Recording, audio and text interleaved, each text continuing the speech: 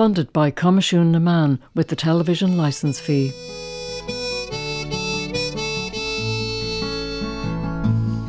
The Great War, also known as the First World War or World War I, lasted from 1914 to 1918 and was the biggest conflict in Irish history. More Irish people served and died in it than in all the wars before or since. For example, military historians estimate that well over 200,000 Irish people took part in the war, with over 40,000 of them killed. No place in Ireland, no city, town, parish or village was left unaffected by the conflagration, in particular villages like Castledermot in County Kildare. Now, to find out more, I recently visited Castledermot. My name is Liz Whelan and I'm chair of the Castledermot Local History Group, and we're currently here in St James's graveyard and beside the church of St James's here in Castledermot, and this would have been the main graveyard for the town, and men who served in the First World War will be buried here, such as Noel Cope, Lawrence Green, Edward Dowling. So on that topic, just to say that going back to the First World War in 1914, dozens of men from this town and the district went to war and to fight against Kaiser Wilhelm's German Empire as they had invaded France and Belgium.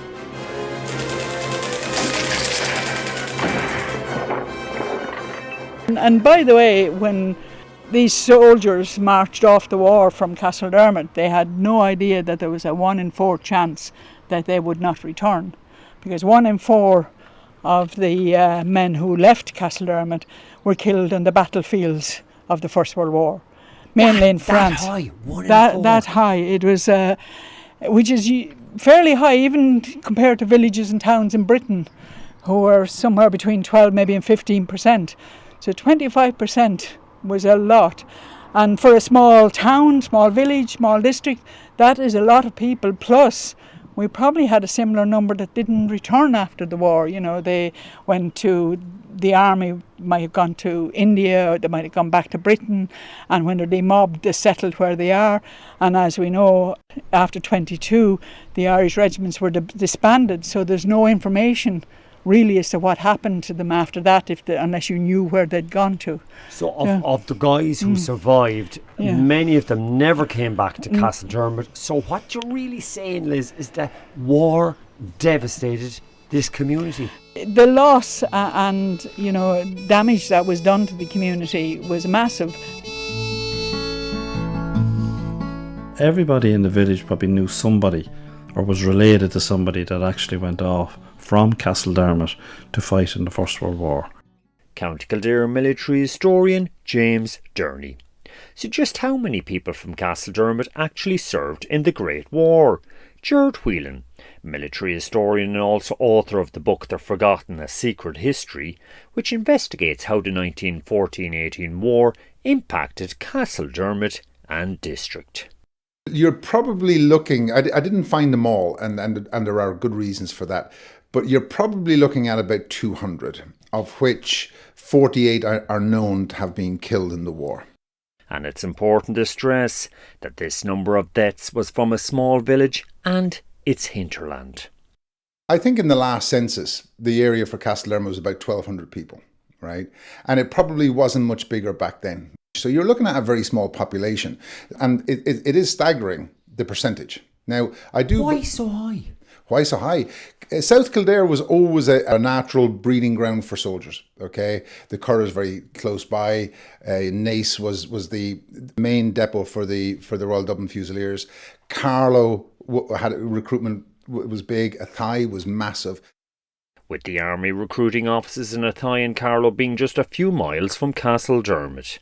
Now, what's clear from prior commentary is that in terms of human suffering and loss, the Great War had a brutally negative impact on places like the South County Kildare village of Castledermot and its surrounding district.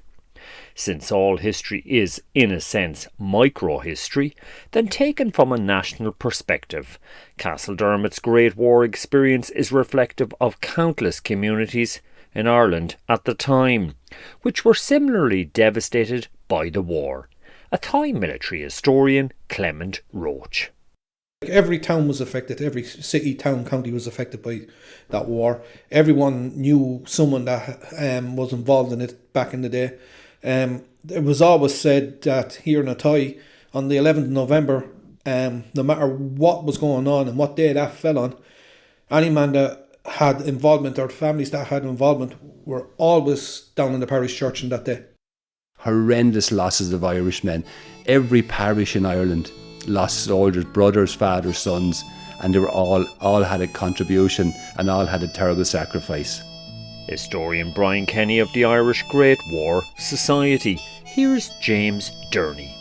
This World War, this massacre, horrendous casualties, wasted lives. A barbaric war.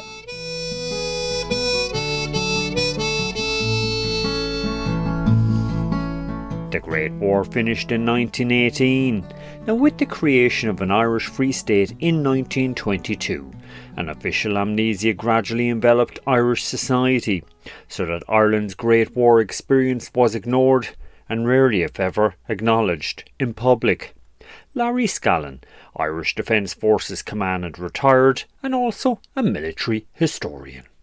The senior politicians that took over the state, even though they had brothers and all that, and several of them had who fought and died in World War I, recognised the need to start this new Ireland with a blank slate, and it did not include the legacy of British Army service.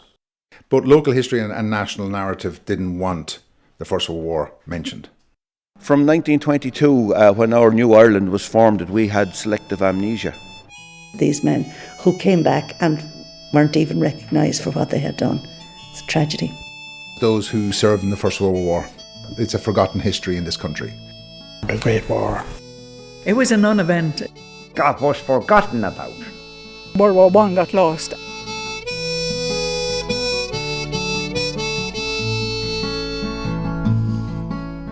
This radio documentary aims to investigate the stories of those many men and women from Castledermot village and district who served in the Great War, which lasted from 1914 to 1918. By remembering their stories, it commemorates Ireland's overall Great War experience, since Castledermot's Great War story is typical of countless other towns, villages and parishes throughout the land. George Whelan.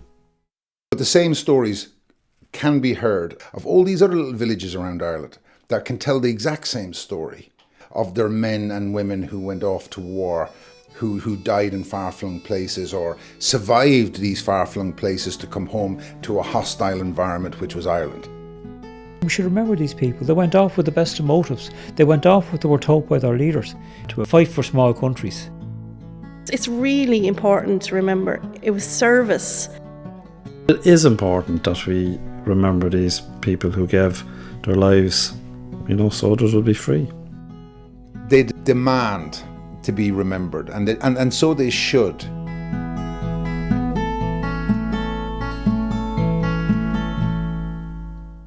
When the Great War began in August 1914, many men from places like Castledermot and district rushed to join up.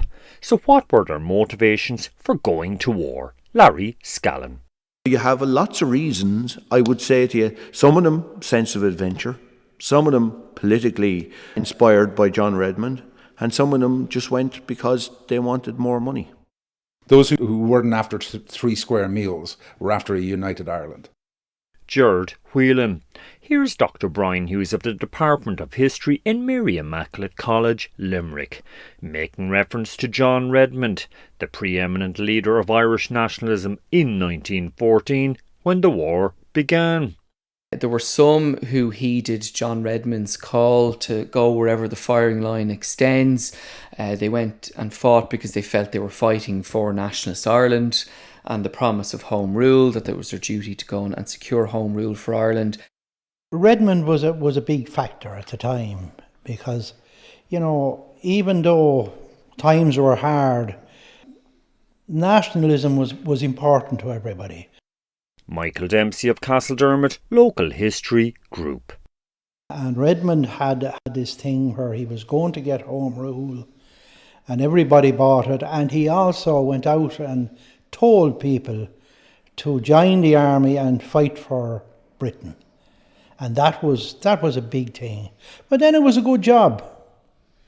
And it was money, and times were hard, and the wages from the army was a good bit better than you get from a farmer. And most of the employment at the time was farm labouring, you know. Right, and which is kind of the bottom of the pecking order of the hierarchy of things, you know. So the guys were saying, right, okay, bit of adventure, square meal, and a bit more money in the pocket than I would back home. Yeah, exactly. So that was the main reason why Redmond, I'd say, and the money coming home. Right, and the money would come home to the wife and family rather than to the man in the trench who didn't need it, you know. So in other words, the wife is there, she's saying, look, go on off, it's going to be good for, you know, all of us all round, just try not to get killed. Exactly, and that was the main thing. It was hunger that drove a lot of them to join the British Army. It didn't matter much whose army it was, as long as they paid it. Jimmy Castles of Castledermot Local History Group, whose uncle Samuel Henry Cope served in the Great War. He was 35. This Samuel Henry was 35 when he joined up. People were hard up, and they were small farmers at that stage, Abbeyview and a bit on Barn Hill. I can well see, like, he was a practical sort of man, and he went there on account of to try and better his situation. I don't think there'd be any nationalism or anything like that in it. Just didn't come that way. And how did his war go, Jimmy? How did the war go for Samuel? Oh, well, now, he didn't talk very much because and I quizzed him a lot, but he said, there is no point in me telling you because you wouldn't believe it. That's how bad it was. And that's the way he never talked about it, ever. Oh, he talked about it a bit, all right, but he didn't go into details at all because it was so barbarous. Barbarous is the only word, isn't it? Barbarous, it couldn't be no other word for describe it.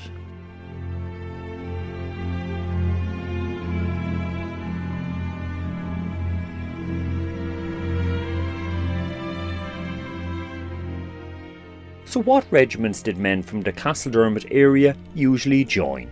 County Kildare military historian James Durney, who co-edited the book Remembrance, the World War I Dead of County Kildare. The most regiments that would join would be probably the Leinster Regiment and the Royal Dublin Fusiliers. The Royal Dublin Fusiliers are based in Naas. Their depot was Naas Barracks. So a lot of people from Kildare joined the Royal Dublin Fusiliers. Second would, of course, be the Leinster Regiment, which is the area they're in as well. Others would go to cavalry regiments or artillery regiments or regiments that they might have an interest in, like engineers or things like that. But the bulk of the men are soldiers of the fighting class, and these are the guys that end up in the Royal Dublin Fusiliers and the Leinsters. And one Castledermot man who joined the Royal Dublin Fusiliers was William Whelan. He holds the tragic distinction of being the first man from Castledermot to die in the war. Gerard Whelan. William Whelan, no relation. He was a full-time soldier with the Royal Dublin Fusiliers, and he was a part-time rifle instructor for the Irish National Volunteers. Castledermot had a massive volunteers, as did Kilkane, Townlands and Athy and Carlow, and he was an instructor for them. So, and this is back to the anomaly. He was a British soldier, but he was an Irish nationalist. And he was a drill instructor for the Irish nationalists using his British Army's experience. But he went off to war. The first shots from a British perspective were fired on the 14th of August, I think. And on the 23rd of August, him and 7 other Castledermot men were on a boat between Boulogne and Southampton, and he was on the way over. And they landed in France on the 23rd of August, and they were deployed in northern France on the 26th of August on the left flank of the British Army at the Battle of Le Cateau. Le Cateau, we had the Battle of Mons, which was a skirmish in a way and holding off the Germans. But Le Cateau, which happened a few days later, was the first where the British stood to stop the Germans. But the problem was the Germans smashed the British, right? And they went into retreat, but the left and the right arms of the flanks were never told. So they got left it's quite a story in itself. But what happened was these 8 Castledermot men were involved in an ambush outside of a place called Colreal village in France, and William was killed in the ambush. 3 others from Castledermot were taken prisoner, and 4 made good their escape. Okay, but so William's war lasted 3 days. That's all it lasted. Wow, yeah. I mean, and he was basically, they were exposed on the flanks, and they were left to die. Yeah, and the Germans brought him into a trap because the Germans were very good at pretending to be British, you know. So the guys, they didn't fall for it, but they got close enough for the machine guns to open up, and I think it was something like 46 men were killed, of which William Whelan was one of them.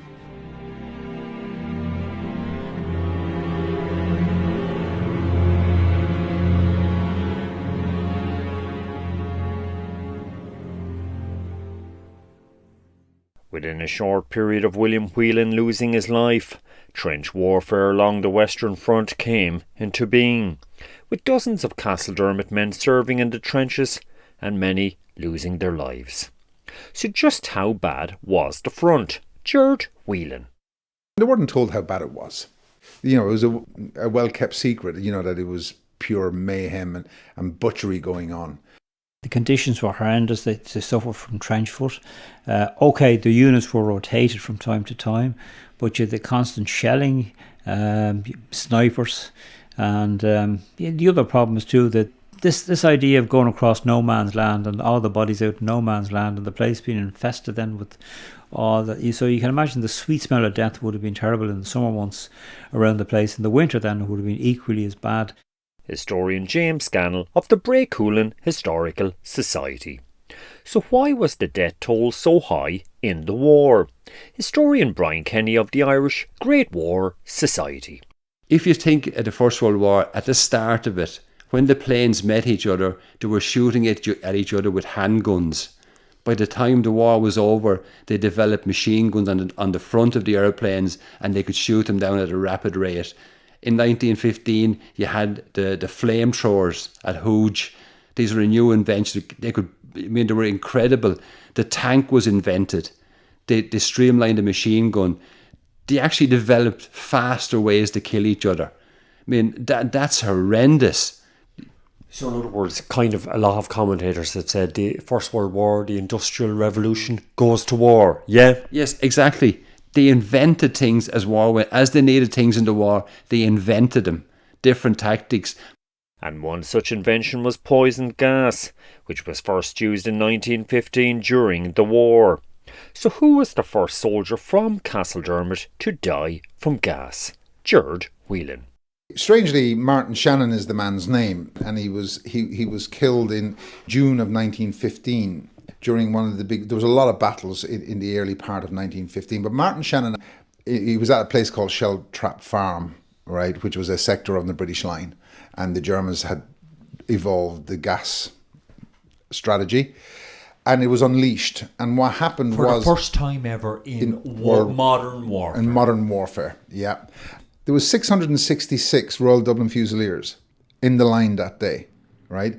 And by the end of the battle, 645 men were either injured or killed, with 150 being killed. And what happened with him, as with a lot of them, is that it took you didn't die on the spot. This gas was particularly horrible. It gave a very painful death. Military historian John Goodman. And I think in Martin Shannon's case, he was a few weeks later before he eventually succumbed in a field hospital in Ballool. I mean, how painful a death for Martin Shannon back in 1915?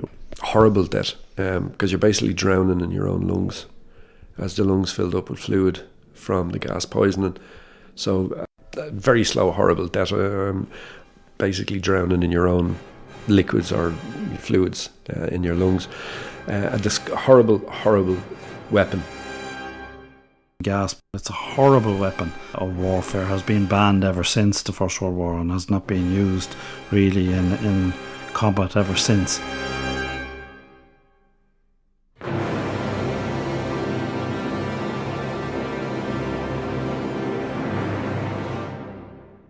Now earlier we heard how many Castledermot men were in the Royal Dublin Fusiliers.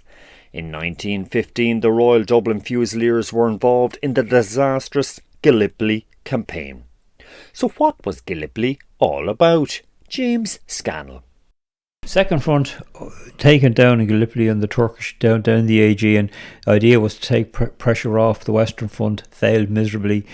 Turks were ready for them, put up stiff defence. The whole thing collapsed. The idea was Churchill's, and he was actually resigned because it was such a disaster, and it's one of the clouds over Churchill's reputation. It was a total disaster. Right, okay. And so Irish guys, and including guys from the Castledermot, were involved in the thick of this fiasco. They were, yeah. They would have gone with the Irish regiments. They would have been there, and they were led into it. And unfortunately, the Turks had the high ground, and they had everything on their side. They were on the landward side, so they could get their supplies up. The Allies had to bring everything in by sea, and it was just a total fiasco because they never got off the beaches.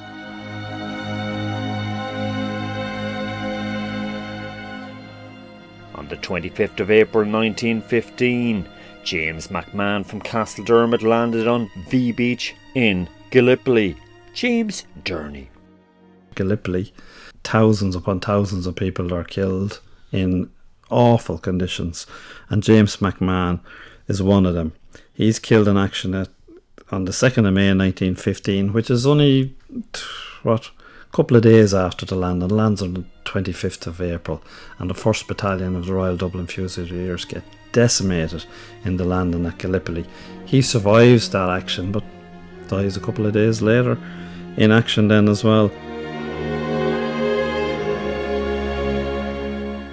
And James, there was also another gentleman as well from Castledermot involved in the Gallipoli fiasco. His name is Michael Kinsella, and he saw his death on Chocolate Hill in Gallipoli. Tell us about this man and his story. He's in the 6th Battalion of the Royal Dublin Fusiliers. He's killed on the 9th of August 1915. This is when the 10th Irish Division, they arrive in August, because originally the 29th Division was where McMahon was killed, because he would have been an old soldier at the time. He would have been one of the old contemptibles. But the 10th Irish Division come in August as reinforcements to finally break the stalemate in Gallipoli, because they've been fighting since April. And the 10th Irish Division land at Suvla Bay. And he only arrives on the 9th of August, killed on the 9th of August at Chocolate Hill. He arrives a couple of days beforehand, but he only lasts a couple of days at the front. Same as McMahon, he only arrives and he's killed a couple of days later at the front.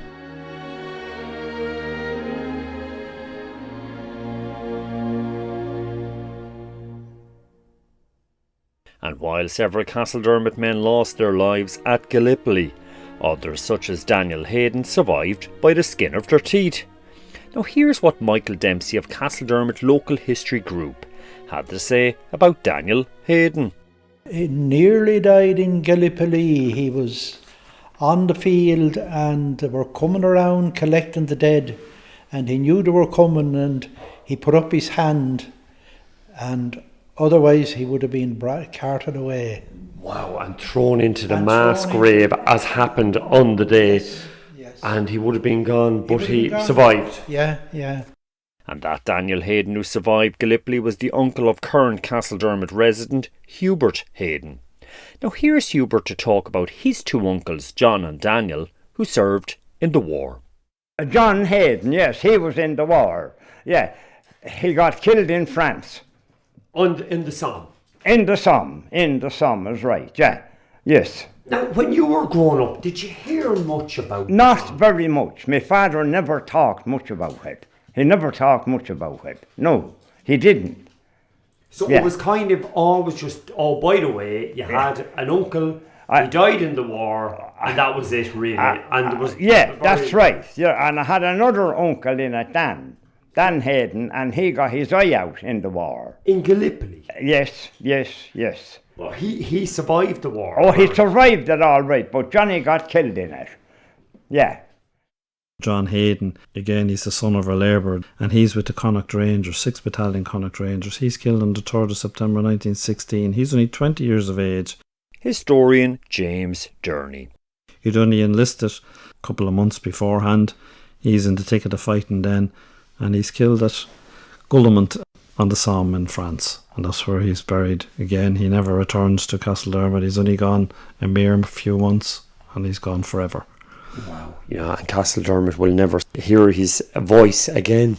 Or his footsteps along the street. He'll never live to have a full life. He'll never live to marry and have children or anything like that. Die in old age. His life snuffed out at an early age. 20 years of age. He was really seeing nothing.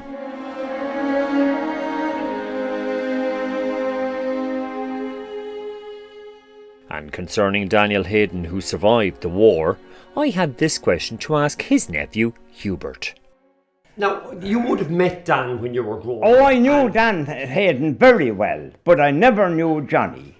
Of course. No, obviously, no. he died in the conflagration. Yeah, I think he was dead before I was born. And when were you born? 1937. Wow, the 15th of May. Wow, 37. 37. Yeah. And you don't mind me asking now, Hubert, would Daniel have ever mentioned anything? Not really, no. No, he never even talked about it to his family. He was my uncle.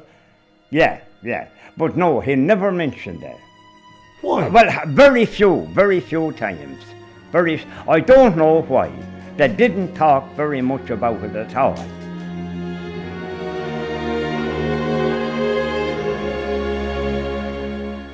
Like most places in Ireland, Castledermot had certain families renowned for soldiering, such as the Burns. Gerard Whelan. The Byrne family from Barn Hill, and the family would still be in the town, were known as the Soldier Burns, okay? And there was 4 brothers who signed up for the war, okay? There was Thomas, who was killed in 1915, Cornelius was killed in 1918, Patrick was discharged from the army in 1916 and spent his whole life in the asylum in Carlow Town. And now, in fairness to the British Army, they looked after him very well. But he came back to Barnhill, and within a month or two of being living with his mother, he was shipped off to hospital and spent the rest of his life there. My sister, who's a psychiatric nurse, actually remembers looking after him in the hospital many years. In St. Dimnus Hospital in Carlow. Yeah. I mean, and that was directly related to the war. Yep, absolutely.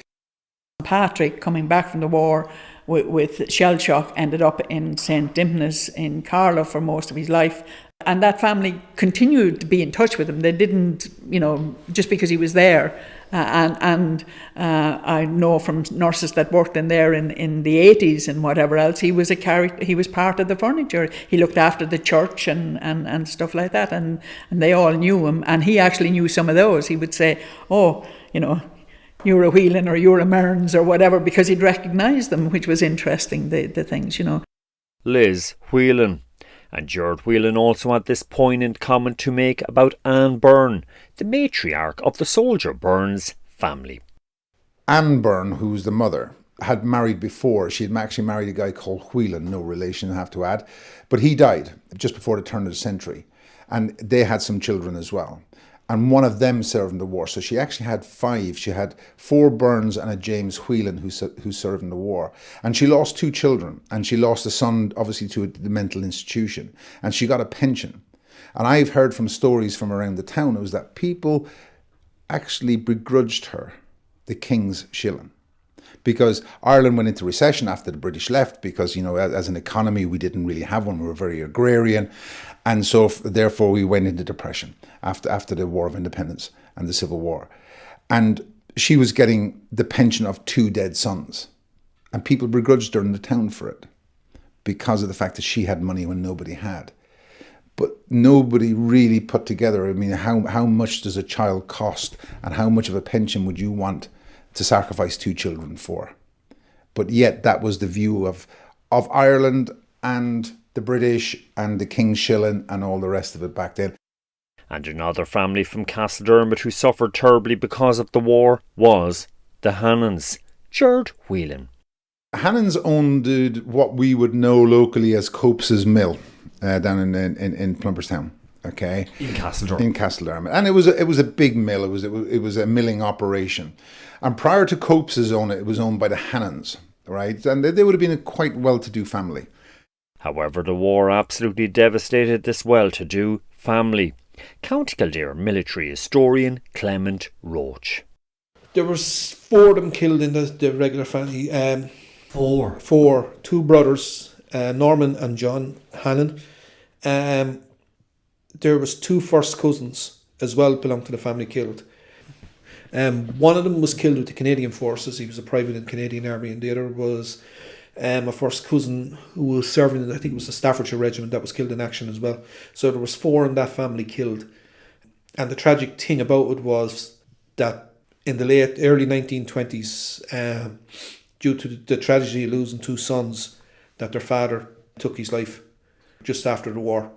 In the early, wow. So this war, the First World War really had a hugely negative impact on the Hannon family, and they were just one of countless families. Yeah, it was a similar trope. Yeah, similar trope. It was all around the areas. Families lost. Like in we're talking about Castledermot in the context of Tye, we do know that at least 3 or 4 families lost 3 sons. Kellys, Curtises, for instance, lost 3 sons. In the Curtis family, they actually lost 2 first cousins as well. The 2 Delaney brothers from up in Ballator, William and Andrew, were first cousins to the Curtises. So in that context, they lost 5 in that family. But yet there was a lot of people who died, men that died from the locality. That I do know in a Tye that Chapel Lane area up where Skull Michael Neffa is today, that every family up there had someone killed or wounded. And down in Shrewley Lane, down in Nelson Street, down beside the canal, every family up there had someone killed or wounded in it as well. So it just shows you the context of 2 of the poorest areas in a Tye, that this casualty rates were very high in that area. I thought just a few miles away from Castledermot. So this is kind of what's happening in places such as Castledermot and Athy in South County Kildare. Devastation.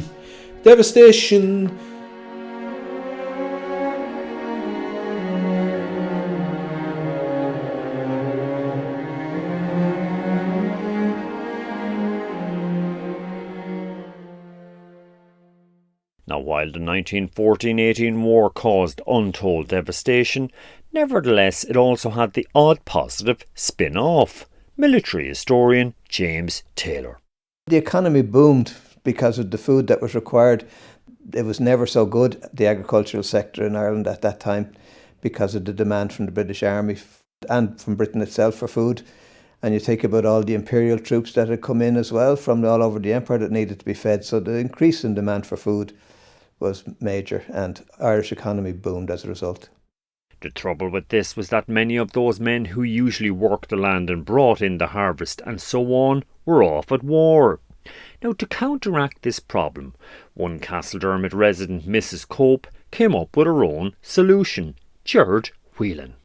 Mrs. Cope from Arcrona, which is a farm outside of Castledermot, out the Tullow Road towards Carlow. And in fairness, she was quite ballsy. And what she did was she wrote to the officer in command at the Curragh saying, I lost 1 son for king and country. I've lost my husband this year, and my other son is signed up and he's in the Curragh. And would you mind releasing him? Because I can't get anybody to save the harvest. And would you please release him so he can come home and do the harvest? And she asked for his first cousin Samuel as well, because she wanted 2 of them home. And in fairness to the army, they released him for 8 days. But within a couple of weeks of that, they were in France, fighting the war. With Samuel Cope surviving the war and Noel Cope dying in it. Now, while the majority of people from Castledermot who served in the war were men, nevertheless there were also several women. Liz Whelan of Castledermot Local History Group. There was a couple of women identified from Castledermot. One was from Crop Hill, but her whole family had emigrated to America, and it was the American forces. So there seems to be no members of the family left there. The other one that probably would have been that is well known, the other is Eleanor Shackleton, who actually served on the front, went to France with the British nursing forces. Eleanor Shackleton, the sister of the famous Antarctic explorer Ernest Shackleton. Dr. Sharon Green of Castledermot Local History Group. The first hospital that she was stationed at was actually Versailles. Very nice. Sounds very nice. Compared to some of the general hospitals that were around, they had hot and cold running water, and, it was a nice environs until all your injured and sick soldiers arrived, and it was, pretty relentless. So just what kind of injuries and medical issues was Eleanor Shackleton dealing with in her nursing work? Jackie Green of Castledermot Local History Group. Common complaints described in the hospitals: enteritis, influenza, dysentery, debility, gassing, bronchitis, rheumatism, trench foot, problems from gunfire and shelling. I've done a bit of reading around nursing, and I recently read there's a new book out called Facemaker, which is about the development of prostheses for the men who had literally parts of their faces blown away. Sharon Green once again. I mean, the injuries they were seeing in the First World War were just, the likes had never been really seen before. They were really men with all sorts of bits blown off them, and the fact that so many of them did survive is quite miraculous. But the conditions they were in, the lack of antibiotics we often forget, it was just horrific.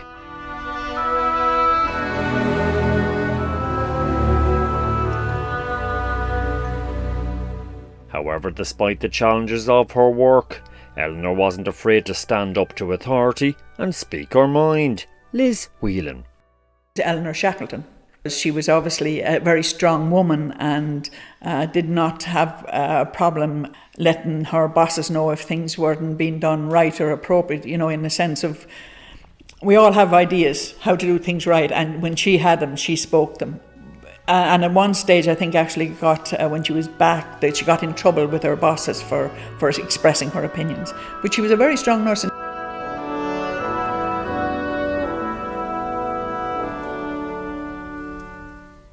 The 1914-18 war was truly a global one, involving various armies fighting on the continents of Europe, Africa and Asia.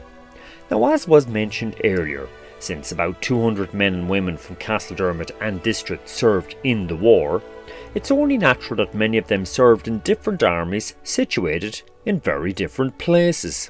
George Whelan. Nearly every army is represented. Like we Castledermot men in the Indian Army that went to fight in the Middle East. We had South African Army represented, New Zealand, Australian armies supported, the US Army and the Canadian Army. We even had one soldier fight in Siberia. And a perfect example of the global reach of Castledermot in the war is Peter Wright's story. Historian Jackie Green. Private Peter Wright, who was born in Castledermot, and his father was a general merchant in the town, but Peter was the younger son, so he left and he went off to work in Dublin as a commercial clerk. And then he obviously decided Australia might be a better bet, so off he went. And when he signed up to the AIF, which is the Australian Infantry Force, he put his trade down as a draper. He signed up in Geelong. He'd obviously gone to his sister, Margaret, Mrs. Allen, because she was married out there. And he signed up. He obviously did the usual thing. He was 5'5", weighed 9 stone 3. So he was small, as most were, grey eyes, black hair, and for some reason a scar on his forehead. But that was the 24th of March, 1916. And then he went on a boat to Plymouth for training, and then he went off to France. He was out on the field of battle by January 17, and he was killed on the 23rd of March, not long after, just 1 day short of a year since enlisting. He was killed during a battle near Beaumetz, near Bapaume in France, and he was buried nearby in a small graveyard. It was just over 100 soldiers buried in it. He has the only stone with "Born in Castledermot" is all that's written on it, apart from the rising star emblem and the AIF. He had no cross, no symbol, nothing except "Born in Castledermot." But we visited Peter's grave, and it's a lovely. What was it like? It's a lovely, quiet little area, and in the country, and a small graveyard with a few cherry trees. And just beside the cemetery, there was an enormous pile of beet, sugar beet. Now, he would have grown up in Castledermot, and it was the Belgian-French people who started the sugar factory in Carlow. Which is just a few miles down the road from Castledermot, where he grew up. To Kildare, Carlow. So it was a bit serendipitous, that.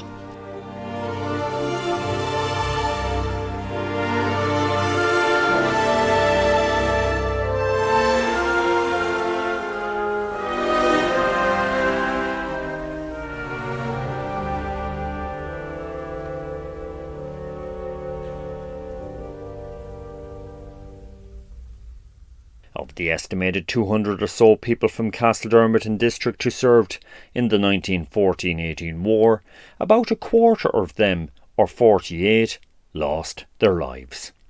So who was the last Castledermot person to die in the war? Gerard Whelan. The last is probably in wartime is Patrick Cornelius Ryan. And near the end of the war, there's a place called Dow in France, and there was a prison there that the Germans had occupied and used as a bastion. And his job was to breach that and get in there, which they did, but he lost his life doing it. And it was about 30 days just before the war ended. And he's now buried in a place called, I think it's Orchard Dump is the name of the cemetery in France.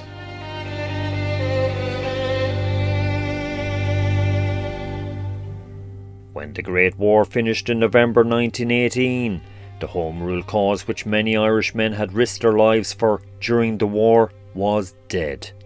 The reason for this was because due to the 1916 Rising, Irish public opinion had radically turned against British Crown rule in Ireland and towards militant Irish nationalism.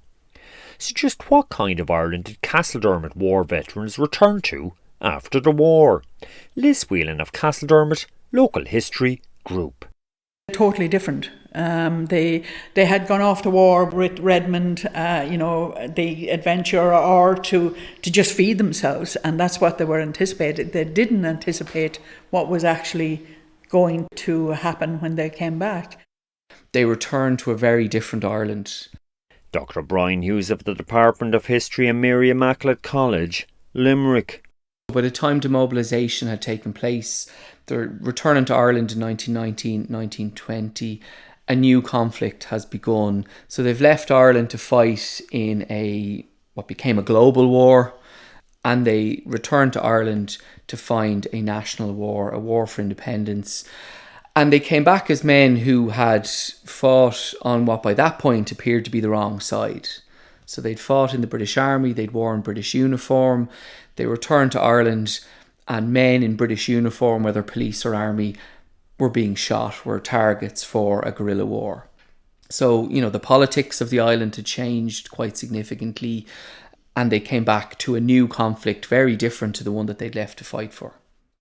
With nearly every man who came back, it wasn't the thing to talk about. You could get yourself in trouble, being associated with the British Army. Ireland after the 1914-18 war was often an indifferent or hostile place for ex-British Army servicemen, such as Thomas Holligan from the Castledermot area, who was discharged from the army in 1920. Gerard Whelan. Now, Holligan... Thomas Holligan was another man. Yeah, from Kilkea, which is very close to the house we're talking in now. Just a stone's throw from Absolutely, yeah. And he was in the South Irish Horse, which was a famous regiment, and then he would have been, they were disbanded in 1917 because people had decided that we're never going to be a cavalry anymore. So he ended up in the 7th Battalion of the Royal Irish Regiment, which was where all the South Irish horsemen went. And he survived the war. And he came back and he makes account of getting grief from the minute he got off the boat till he came home into Kilkea. And his family remember him feeding tramps at the door. And these tramps were actually ex-servicemen who knew there was certain houses in every district that they could go to, okay, where they would get food and they would be well received and they might get a wash or whatever it is, and then they would just move on.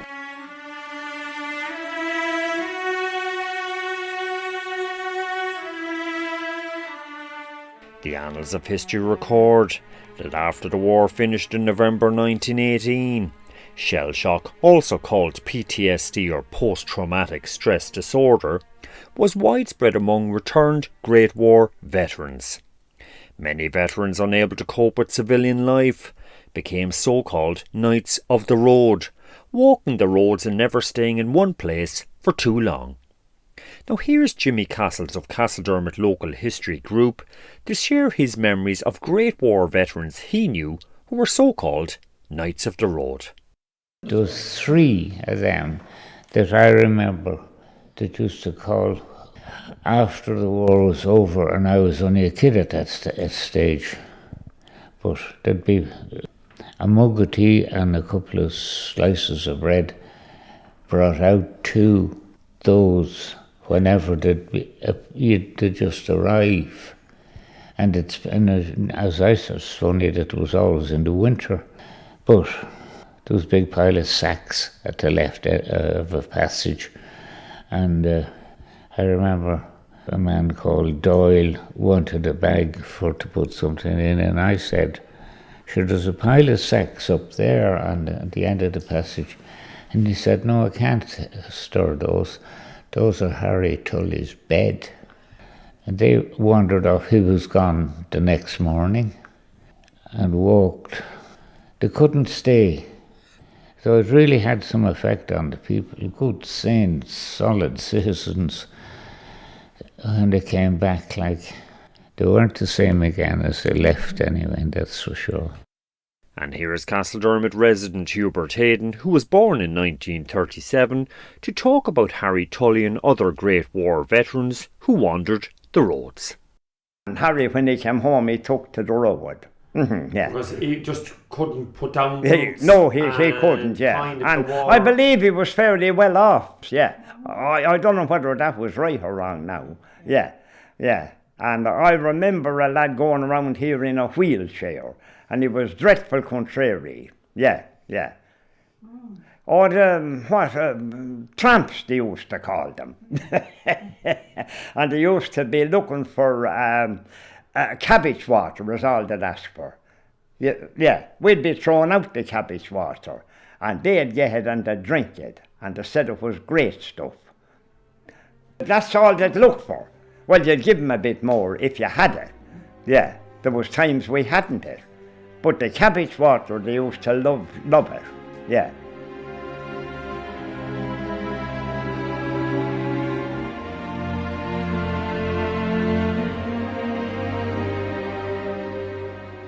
And George Whelan had this to say about another veteran unable to normalise after the war.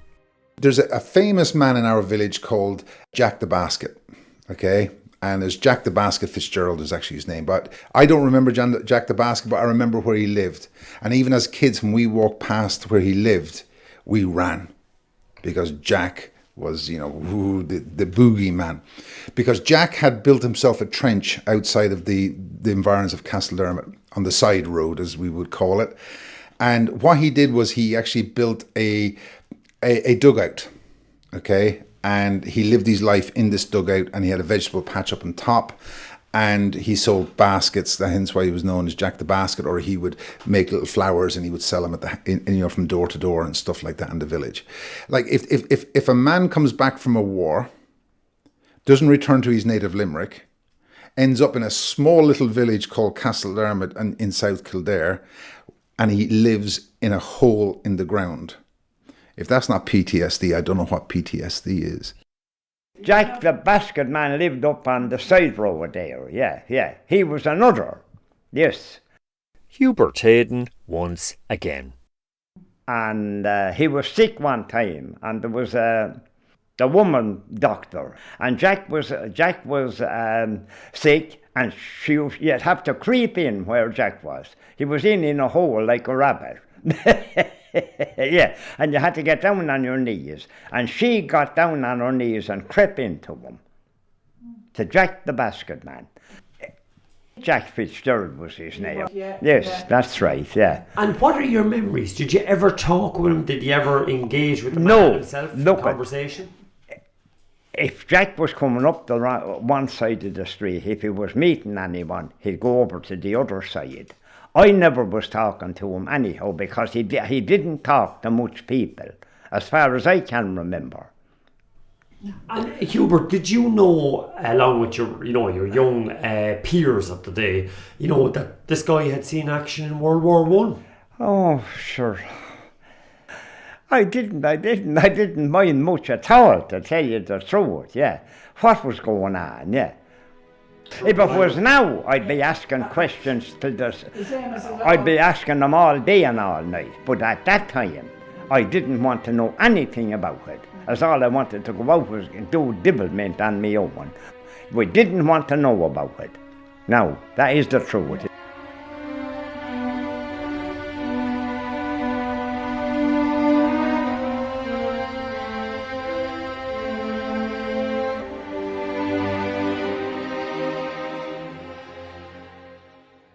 A special thanks to military historian Gerard Whelan, whose book The Forgotten: A Secret History about Castledermot's Great War helped to inspire this radio documentary. The First World War was one of the two world wars to disfigure the 20th century. Of the Irishmen who served in the war, tens of thousands of them never returned home from it, and remain forever in the soil of places such as Belgium, France, Greece and Turkey. Some who returned threw themselves into the Irish War of Independence, which lasted from 1919 to 1921. Many others experienced a lack of understanding of either their service or their wounds, and often struggled to find their place in a rapidly changing Ireland. With the creation of an Irish Free State in 1922, an official amnesia gradually enveloped Irish society, so that Ireland's Great War experience was largely ignored and rarely, if ever, acknowledged in public. Now, in this regard, I had this question to ask Michael Dempsey of Castledermot Local History Group. What about the folk memory, Michael? I mean, was there any kind of public consciousness of the Great War in Castledermot when you were growing up? None. More's the pity. More's the pity, but none. No, it was all about nationalism and the Civil War, and there was a big divide here in Castledermot with the Civil War, and there would be still families very much. The residue would still be still there, But there was no consciousness of the First World War. No. That was a non-event. A non-event, More's the pity, but it was a non-event. Jimmy, do you have any opinion? I have to agree with you entirely. But somebody, somewhere, I have to commend you for trying to dig up some of it, but in my mind, it was a non-event. Jimmy Castles. Here's Liz Whelan. I think to a certain extent it was a non-event. It was a non-event within the community. I'm not saying that there wasn't non-event within certain families or things like that. There may have been, or small little bits, but definitely a non-event within the community.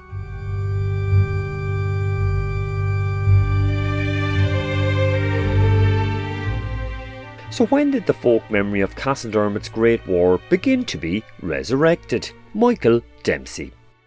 2014 was when the commemoration of the Great War probably would have started all this resurrection of the Great War in the area. You agree, Liz? I do indeed, and I think we must commend the Decade of Commemorations committees throughout Ireland, but particularly here in Kildare, driven by the likes of Mario Corrigan and James Durney and Kevin and the local libraries in Carroll, that they have, and our heritage officer, have been very supportive of anything that we've tried to do. And I think, yes, the commemorations and their commemorations saying the men of Kildare that served in the war. So the curiosity is, who are the men from Castledermot? And any of the other things that they did, it was like, have we looked at this angle in Castledermot? So I think that's a big influence, and hopefully around the country it's had the same sort of impact in towns and villages. Because in a way, kind of Michael, Liz and Jimmy, Castledermot's story is kind of emblematic of every parish in the land. Yeah? Everyone, I'd say, there's something similar happened in most places around the country.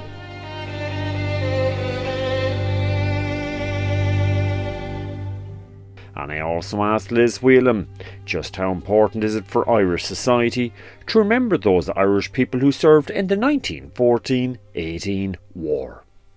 I do think it's very important that we know where we come from, because I think if we're going to mature as a community and as a country, we need to be comfortable. We don't need to accept all of it, but we need to be comfortable with our history. And with the complexities of our local history in whatever community we live in. Absolutely, yeah, totally. And these men went out to fight, and we have to respect their beliefs and the reasons they went for. We don't have to agree with them, but we have to respect them and acknowledge them.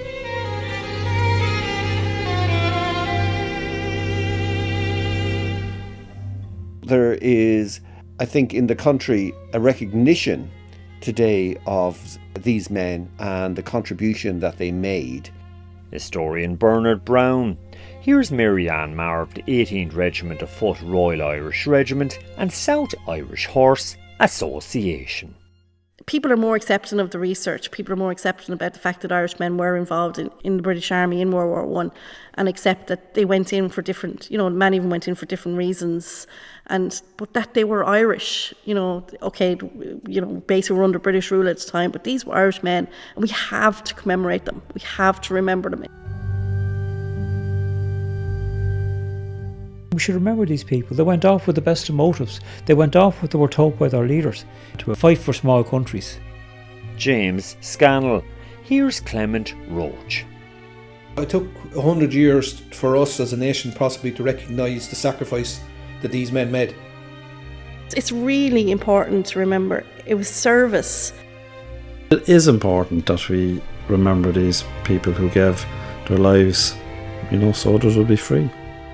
We cannot forget these men and women any longer, and we have to be able to say, right, there is a place for these in our history. And maybe every village in Ireland at some point will be able to welcome home, finally, these people who served and died. Funded by Comisiún na Man with the television licence fee.